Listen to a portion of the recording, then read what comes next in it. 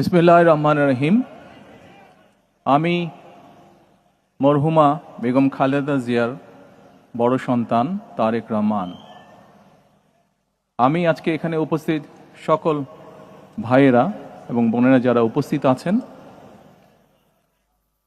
মরহুমা বেগম খালেদা জিয়া জীবিত থাকাকালীন অবস্থায় যদি আপনাদের কারো কাছ থেকে কোনো ঋণ নিয়ে থাকেন, দয়া করে আমার সাথে যোগাযোগ করবেন, আমি সেটি পরিশোধের ব্যবস্থা করব ইনশাআল্লাহ।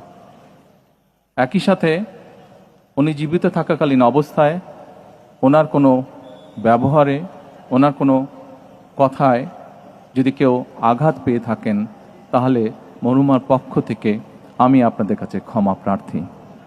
দোয়া করবেন আল্লাহ তাআলা যাতে ওনাকে বেহেশত দান করেন।